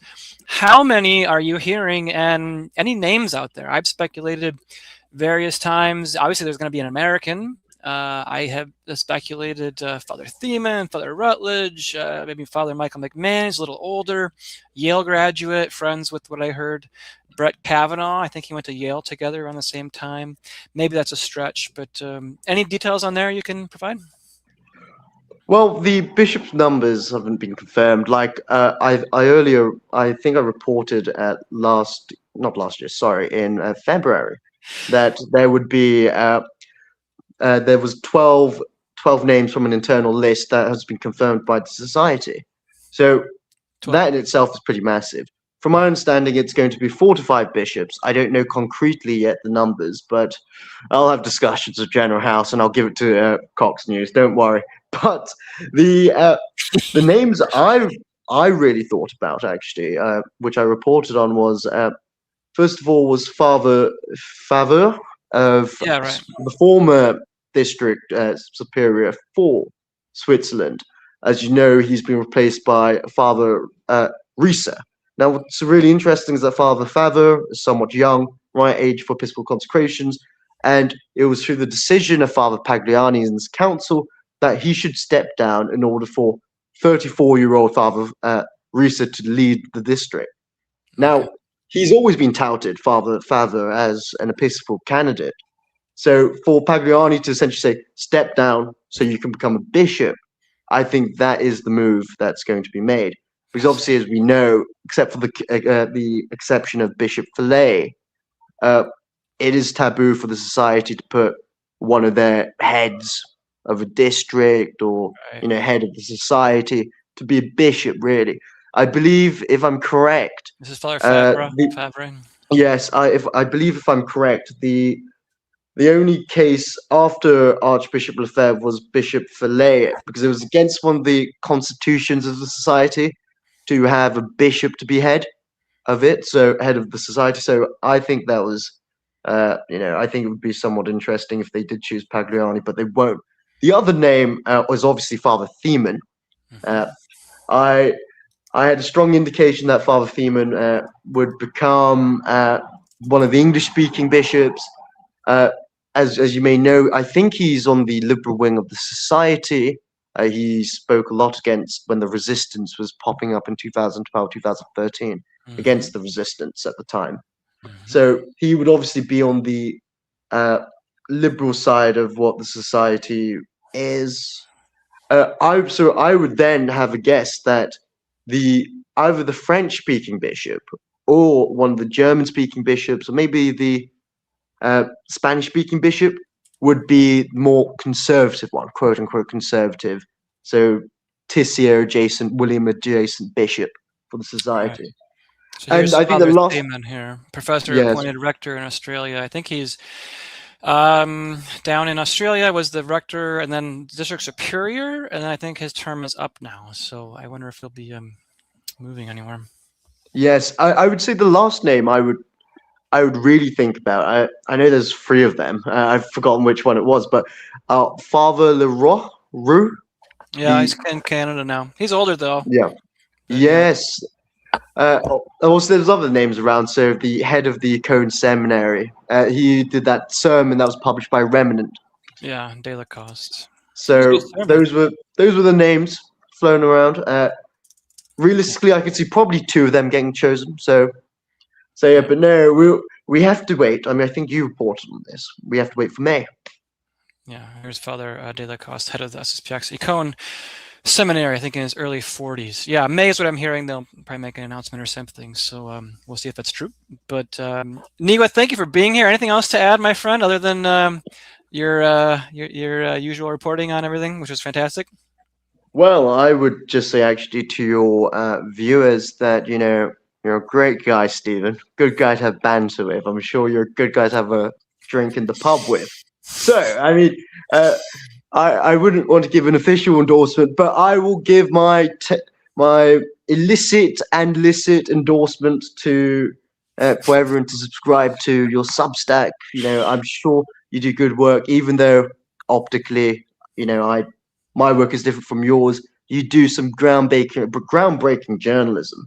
I thought your Pachamama one recently on finding the names, I think that was a detail that was missed out from mainstream Catholic media, even though, they would argue that, it's not that important for them. I think it's important to have the names, obviously. Yeah. It's quite important who the Pope is next to, and to see whether or not they formulated the Pope's opinion. So I think you're doing great work, Stephen, and everyone should subscribe to him, Yeah, here's those guys. Yeah, we found out who they were thanks to some sources, and I really appreciate the support. People who've been helping me with that story for sure. And yeah, I appreciate your illicit endorsements. I materially endorse your own efforts there, not formally, just materially endorse your efforts. And good luck in your future ventures. Let's stay in touch, and I'm happy to have you come back whenever you want. No worries. It's always my pleasure to hop on and support a friend of mine. So don't worry. Great. Thank you, Niwa. Have a good night. No worries. Take care. Bye-bye. All right, everybody. Should we keep going? It's only 9:49 here. Should I call Abate? What do you guys think? Chris is saying call Rob, ask him to come on Cox News. I don't know if Rob cares too much for me. I have no problems with these guys on a personal level, but I think we see things in the church quite differently. But we'll see. Maybe sometime, maybe next time, maybe 15,000 viewers. We'll do something else like this and have it be more combative, maybe, and we'll see who jumps on. But I appreciate everybody who did come on tonight for the program. Chris Jackson, thank you for making a world premiere. I'm going to fundraise off of that, Chris. I mean, I think that's a pretty big thing. So I'll give you your royalty check in the mail here in the future. But this has been very exciting, very, again, humbled by your support. Again, this program grows because of you all, of your loyalty, and all those people in the chats. Christine, Nelson, Dan Vasco, my buddy over here. Thank you, Dan. Very cool logo you got there. Appreciate that. Yeah, Doug Haugen, he's been on the program before.